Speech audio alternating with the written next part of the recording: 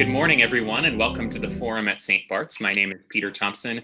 I serve as the Associate Rector for Formation and Liturgy here, and I am delighted this morning to welcome one of our own, the Reverend John Wirenius, who is Deacon at St. Bart's. And John, in his day job, serves as the chair of the New York State Public Employment Relations Board, which means he spends a lot of time shuttling between here and Albany, as many of you all know. And we thought on this Labor Day weekend that we would talk with a labor lawyer about labor rights, how they connect to our faith, and what the state of them are right now in this moment. So John, thank you so much for being with us today. Delighted to be here, Peter. So why don't we start by talking a little bit about your day job? Folks see you serving at church on Sunday. What do you do during the week, and how does that connect with what you do here? So during the week, my job is, as you said, the chair of the New York State PERB. We are a quasi-judicial body. We decide complaints and cases between labor unions and management being any one of the municipal or state employers throughout the state, with the exception of parts of the city of New York, which have their own separate tribunal, which I used to work for prior to going to PERB. And we also provide neutral mediators to assist in dispute resolution when parties the management and labor side can't get together on a contract or collective bargaining agreement. And additionally, we provide grievance arbitrators to resolve contractual disputes. So we're basically the primary source to resolve labor law issues and terms and conditions of employment disputes within the public sector. Additionally, we have a very currently small, private sector jurisdiction of cases that don't fit within the National Labor Relations Board jurisdiction. That is the NLRB is a much bigger player in the sense that they cover all of the 50 states, and more and more employers and unions fall under their ambit because the jurisdictional threshold hasn't been changed in decades. So as the amount of volume that companies put out grows, they inch into the NLRB jurisdiction and out of ours. So currently we have some Catholic schools, building superintendents, and other small traveling orchestras throughout the state of New York. My first exposure to the private sector was when I had the case of the Shlomi Docks Traveling Orchestra. And the case was all about transportation of tubas, which was an interesting one to have. So how does this connect to what I do for a living? What I do here at St. Bart's. Basically, what we do is we try to bring about constructive relationships in the labor field. It's reconciliation work, essentially. Not in the sense that there are always entrenched bitter divisions, although we do get a fair amount of those. We had a case up in Buffalo, for example, where there had not been a contract for 12 years. And that case came together through mediation, through the parties being willing to work with our mediators, and basically bringing what used to be called labor peace. That is a condition of where people are able to work productively when disputes arise. We're always going to have disputes, but making it possible for people to reason together and work together, that's where the difference lies. So this is part of my vocation because we are all engaged in a ministry of reconciliation. Now, this isn't necessarily the grand level of reconciliation where we're talking about, say, restorative justice, where there's been a terrible crime and bringing reconciliation between the criminal, the offender, and those who have been damaged or hurt by the crime. But it is nonetheless a very, to my mind, vital part of the work of reconciliation. And additionally, it's part of making sure that those who are not at the more privileged end of the financial chain can have their say, can be heard, and can have a role in determining what their terms and conditions of employment are. It's about workplace democracy, and it's about, frankly, as labor rights are human rights, as Martin Luther King's last few speeches made very clear, that economic rights are important and vital for people to have a livable wage under livable conditions. How do these two parts of your vocation fit together and inform one another? This kind of the paid work that you do Monday through Friday and maybe beyond, and the unpaid work you do at St. Bart's on Sunday. How do they fit together? The work at St. Bart's that I do is predominantly liturgical and teaching, in the sense that I led a series of classes, and additionally I have traditionally preached at a lot of the 5 o'clock services. So that is sort of the distillation of the theological ramifications of what I do. I know let me put that in a slightly less pompous way. The experiences I have in my day-to-day dealing with the crises and problems of working people and their employers, and in trying to work out equitable solutions for them, very much informs how I see our gospel mission. And reconciliation has become much more important to me in the years that I've been doing this work, because I see that there are so many opportunities for reconciliation. There are so many relationships that are strained or sundered through our world, that we can find opportunities to try to bind up those wounds throughout our daily lives. The mundane is shot through with the sacred. When you went to law school, did you know you wanted to focus on labor, or No. How did that interest come about? So labor law came about when I first went to law school. I wanted to do criminal defense work, and I spent 3 years working for the Legal Aid Society doing criminal appeals. Which the great advantage of that is I learned not to be afraid in court, because my very first case I stood up, so the presiding judge of the 3 judges hearing my case said, "Mr. Wirenius, one day you'll have better cases." So after that experience, you get a lot less frightened of judges, and it became a lot easier.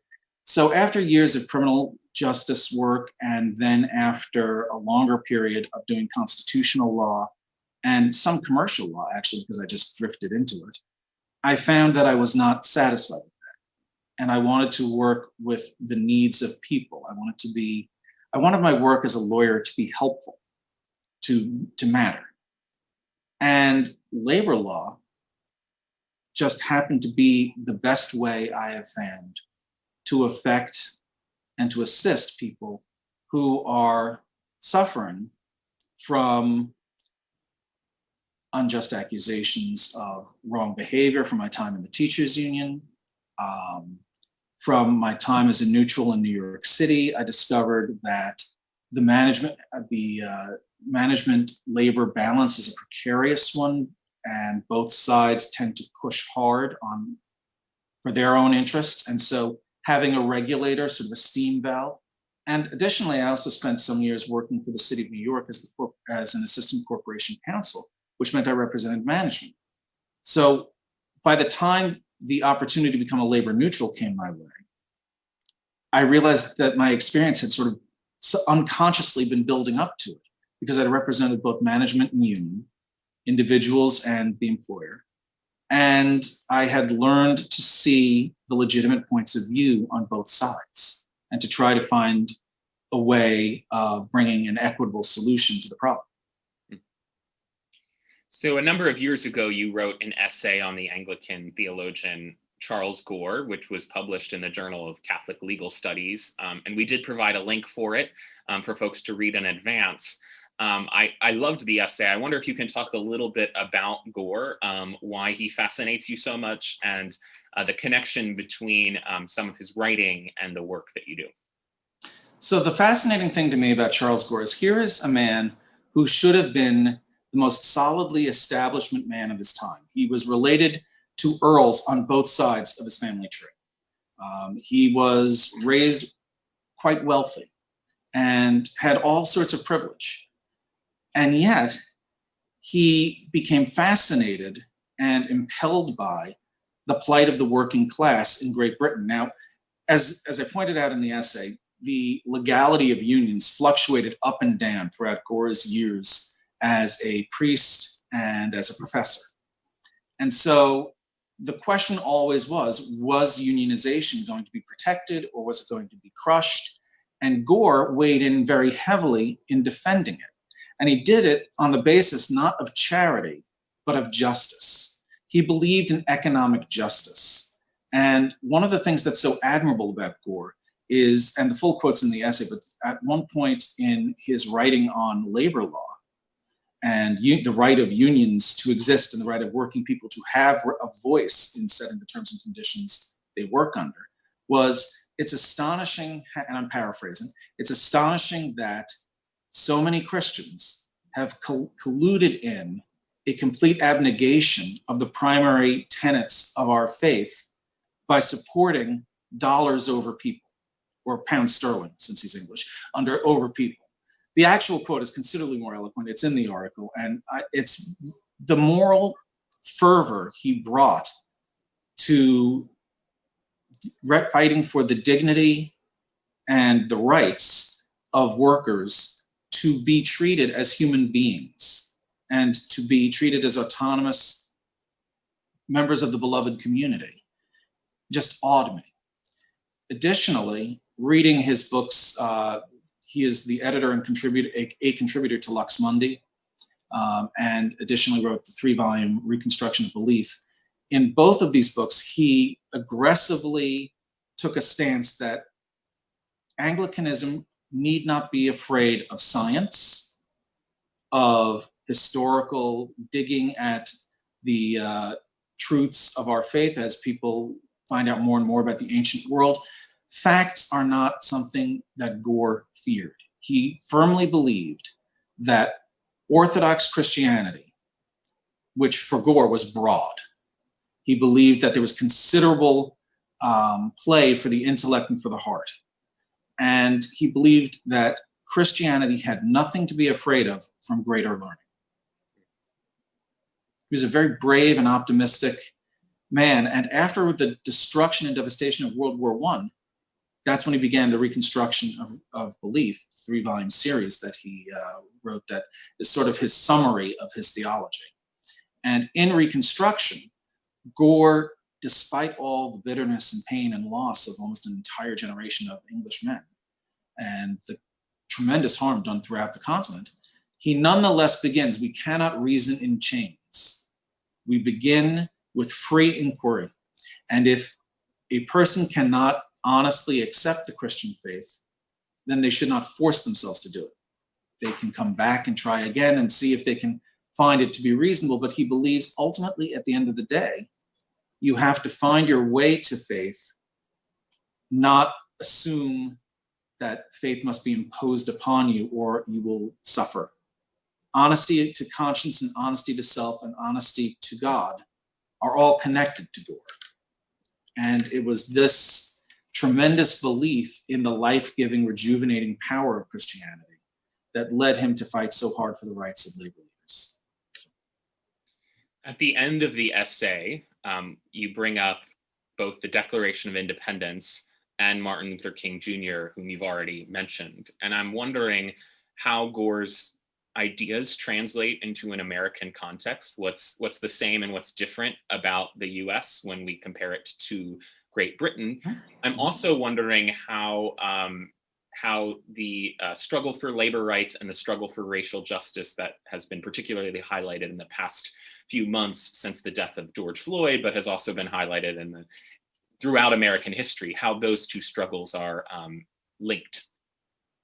Right, so to take the last first, the struggle for racial justice is hardwired, as Dr. King knew, into the struggle for economic justice and for labor rights. And that's not just because of the abstract concept that I alluded to earlier, that labor rights are human rights. I agree with that fully. But it's more importantly linked into the fact that the vast majority of people of color who have been able to enter the middle class have done so through public sector work, or their families have had roots in public sector work, and have found themselves part of a stable, prosperous middle class. And to diminish the union movement, to destroy the union movement, as there are some who would, means to basically assail the security of a very strong, vibrant middle class that is predominantly comprised of people of color as well as white people. Latinos, African Americans, and people, new immigrants, often find themselves starting out in public sector jobs. Many of them stay for whole careers. And of course, it's certainly true that many white people are in that class as well. My own father's entire career was as a public servant. He was an engineer for Suffolk County for his career. So that's the first part, that public sector work is an opportunity for people who are not well connected, who are not going to get into a Fortune 500 company and in the executive suite straight out, to show their mettle, to establish a career, and to have a good, solid, stable background. As unions in the private sector have tumbled, we have seen that private sector work has become much more dog eat dog. And we've seen in the private sector the extraordinary amount of contracting to so-called independent contractors, from the use of apps like Uber or Lyft or Grubhub, all of which have their, they have their utility, but the problem is because they are treated currently as invisible to labor law in most states, they are unregulated under the guise of the independent contractor doctrine, which means that the contractor is not an employee. So labor rights have traditionally not been applied to these people. Backing now to the earlier part of the question, where we were looking at how do Gore's ideas play in the United States. In view of the fact that the United States has not historically had the sort of striated up-down society lines that are almost bordering on caste lines that the UK had in the 19th century and in the early 20th, Gore's ideas actually were quite well received here. The American edition of Lux Mundi sold out quite quickly. He actually came here and spoke and preached in the United States, and his works have had great resonance in the Anglo-Catholic movement in the United States. Among other people who have chronicled some of the works, the effect of his works, our own Rebecca Barnes, who is alas no longer with us, but Rebecca Barnes did a great thesis in which she talked about Anglo-Catholicism in the New York State, and a lot of the liberal aspects of Gore's theology have worked their way into the Diocese of New York and our surrounding dioceses. So I know that there's a bill you're particularly paying attention to right now. Do you want to talk about that and what the movement for labor rights looks like right now?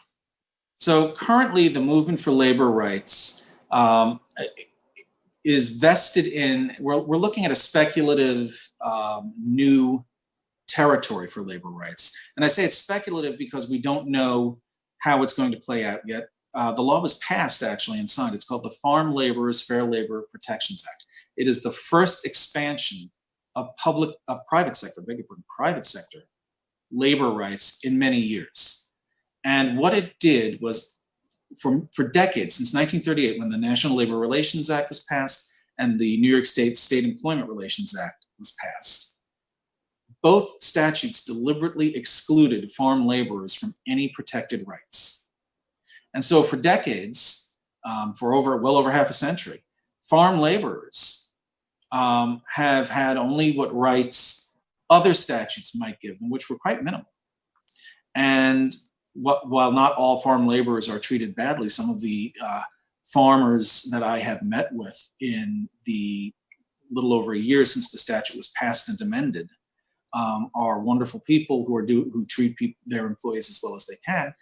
The fact is, unprotected workers are going to be at the mercy of their employers. And if they're unprotected, and every person, we're all fallible, we all make mistakes, the possibility of economic oppression and other forms of oppression just exist. They do.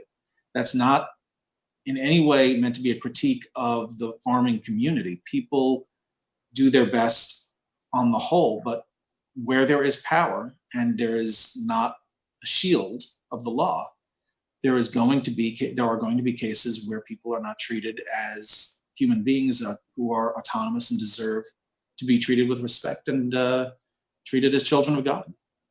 So the passage of the bill into law has given us, the PERB, jurisdiction over farm laborers. Now, the effective date was January 1 of this year. As you can imagine, 3 months into the existence of the bills coming into play, the COVID-19 crisis had the effect of making it very difficult, because it's very hard to get union organizers out to the farms when we're in the middle of a global pandemic. So this statute has been quite quiet for now. However, we're starting to hear certain murmurings around the sidelines, indications that organizers are coming out and that there is some movement coming.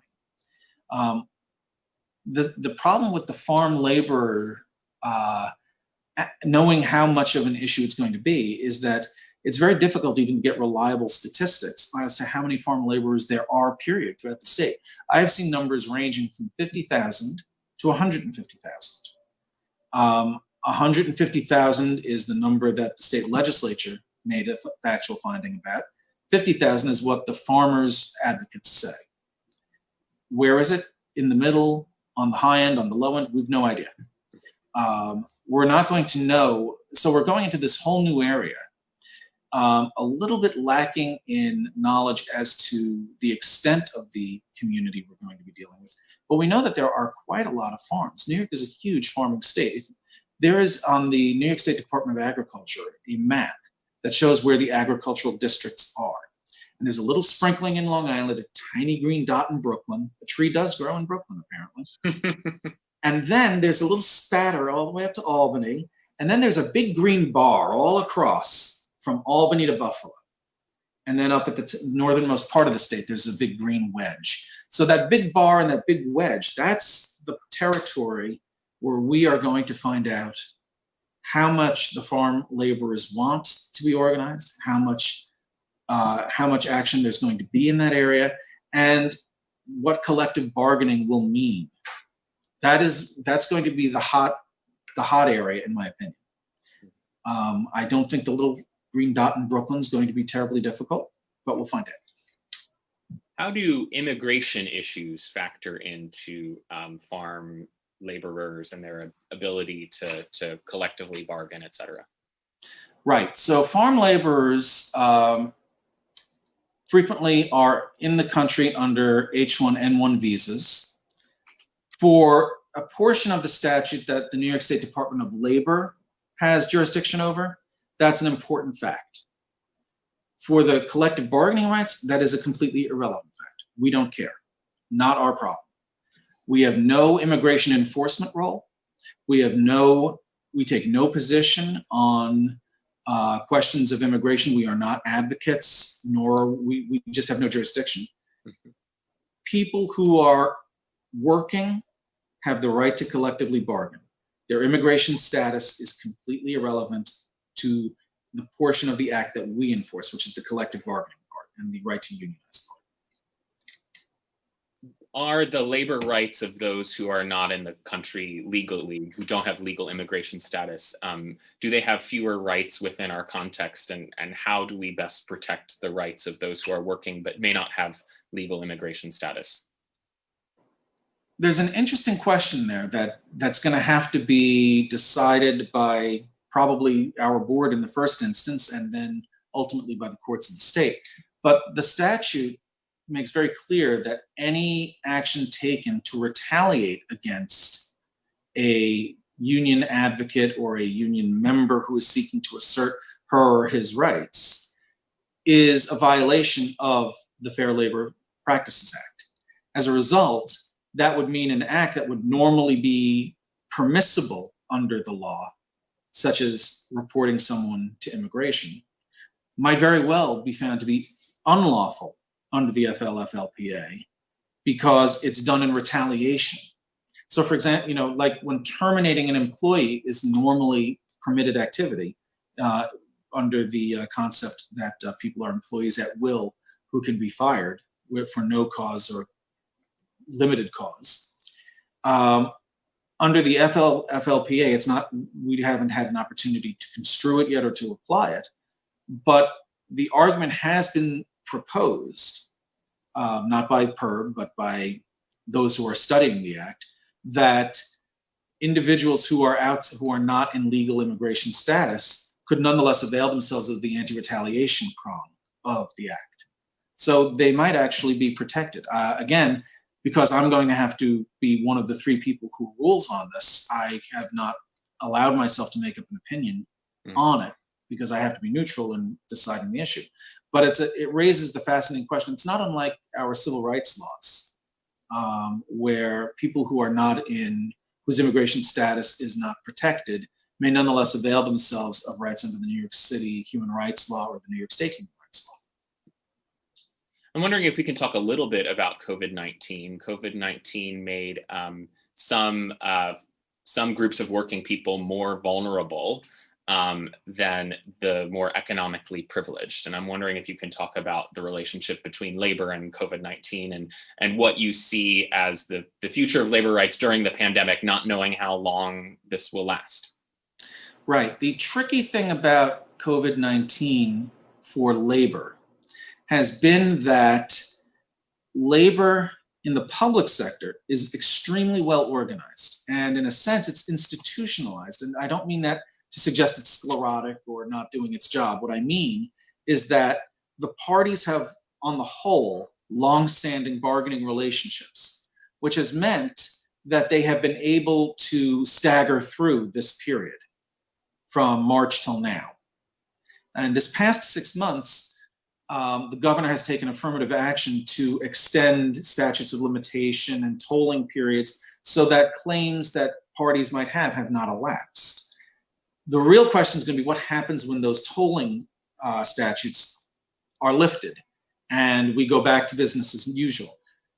We are currently servicing our clientele by using Zoom to do mediations and hearings. When a mediation has to be done in person there's a good reason. Let's say we've had several mediations and the parties just kind of need to be in the room to talk. We are using social distancing and masks. But we have been able to continue with the work of hearing and deciding cases and mediating cases and trying to reach agreements. What's tricky about it is what's going to be the new normal. When things settle out and we know what the status quo is going to be, will we be continuing to do work remotely? Will we be trying to negotiate contracts remotely? Possibly we will. We don't know. We don't know if we're going to get the fall second wave that people have talked about. Some of the experts have suggested it might be coming. So to that extent, we're in a little bit of a blind spot. We know right now that we've created a working way of getting through cases and resolving disputes and getting contracts agreed to. What we don't know is what will the next period be like when we go closer to something like normal. We have a few minutes left. I encourage those of you who are watching and may have questions to send in those questions. You can use the live chat feature on YouTube, the comments function on Facebook, or you can simply email me at pthompson@stbarts.org. That's pthompson@stbarts.org. John, I wonder if you can reflect a little bit, this is no small question, but reflect a little bit on capitalism. Capitalism has been up for critique more than many times in the past few number of years, at least the past few decades. Capitalism is now kind of in the spotlight, and you have a role kind of protecting labor rights or helping to negotiate these disputes in a capitalist system. But to what extent can capitalism kind of protect labor? And where is capitalism itself the problem? So I'm going to fall back on Charles Gore for a minute here, because in his crisis, What's that? I figured you would. In his book, Christ in Society, Gore looked closely at the question of capitalism. He came forth as one of the great leading Christian socialists, and he was one of the first. And his argument basically is that capitalism is a good as long as it is limited. Limited either by good faith or by law. He preferred good faith. If we could have limitations by good faith, that would be better. But again, Gore saw in the abuse of workers that was endemic in England in the 19th century, and quite endemic in the United States as well. He saw the brutalization of God's children. And so for him, unlimited capitalism, unreasonable capitalism, capitalism that did not focus on the common good was the problem. Capitalism in essay was not bad. The problem is when it is treated as what has been called free market fundamentalism. That's a modern term, not Gore's, but it's a great term. You can see there's been some really good work done on the subject of what are the limits that should be instilled.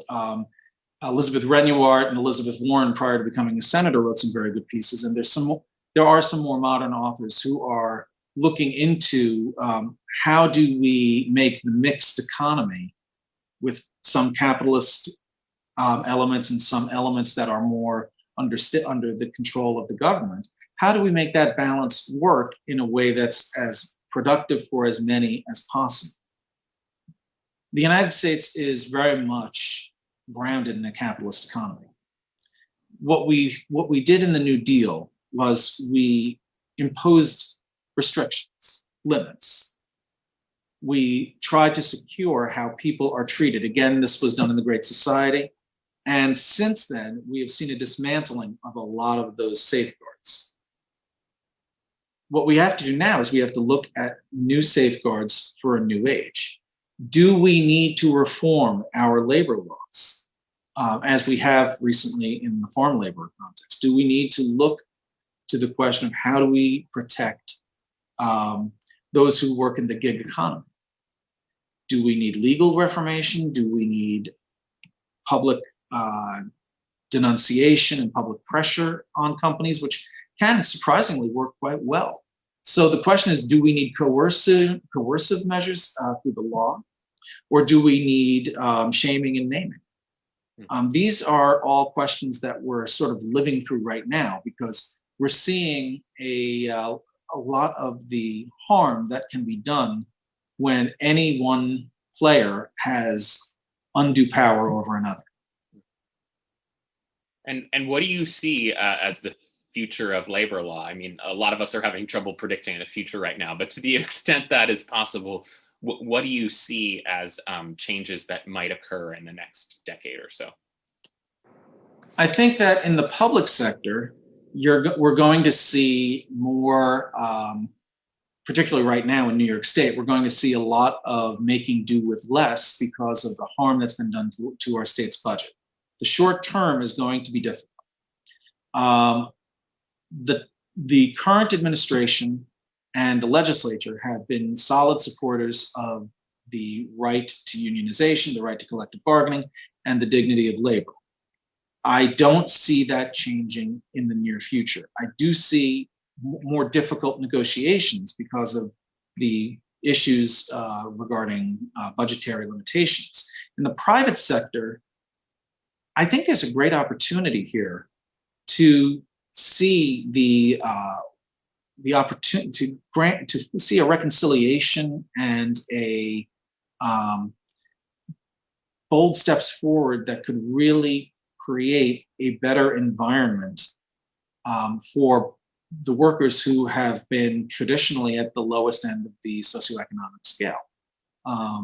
Migrant farm laborers or farm laborers who are only here for a period of time under H-1 and N-1 visas. So I think that collective bargaining can be a tremendous resource, and if done right, it's good for both sides. I was speaking in front of a group of farmers some time ago, and before the act was in full effect. And one of the points that I was asked, well, isn't this going to bankrupt farmers? And I said, a smart union does not want to bankrupt the employer. They want the employer to do well, because that's how you get the maximum wage and the best conditions for your people.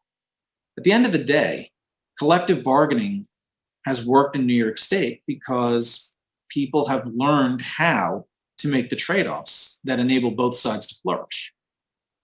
And so I think that despite all of the obstacles we have, despite the challenging conditions under COVID-19 and the difficulty our state budgets are facing, I do believe that we can continue to develop more flourishing relationships between labor and management throughout. How does the labor climate in New York differ from the labor climate in other states? Is there a drastic difference? Oh, sure. There are many states that have become purely, very solidly anti-labor, where the unions have been essentially defunded. We look at Wisconsin, and Wisconsin, by the way, was in the 1960s and 50s, one of the great leading lights of the labor movement. We're seeing a sort of resorting. And some states, such as New York and California, are retaining labor rights. Massachusetts, I might add.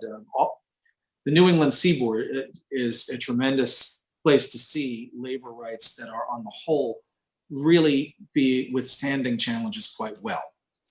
So to chunks of the West Coast. We are seeing, however, a big sort. And some states are going for an anti-labor model. And in those states, we're seeing working conditions are not as good. We're seeing also that sometimes employers are having difficulty in getting employees. There was a great series of teacher resignations and great difficulty in getting teachers in multiple states. This in 2019, that was quite a story, how the unions had been blocked from negotiating, but because the terms and conditions of employment were so stark for teachers, state educators had to basically start negotiating against themselves. At the end of the day, if people have choices, they will take the choices that are best for them. And at some point, even people whose choices are limited will take a choice that offers them some hope over a status quo that has become unendurable. And I think that's the lesson of those states where the teacher shortage became a really acute issue. So we have a few questions that have come in. One relates to negotiating tactics that you've observed and kind of how they might be able to apply to the church, if at all. So the bad news on this one is I am actually not a labor negotiator. I'm on the legal end of it. That is to say, I have been, when a case is one that is not going to be settled, is when I normally get involved. That was true both in my city work and it's true now at the state level. That said, tactics that work well in labor negotiation are tactics that are not super subtle. They basically either seek to reach an accord by exploring common interest, or they seek to shift a paradigm. And how would they work in the church? Well, in the church, we don't really have as much outright need for negotiation. I'm going to take that back. Let me rephrase.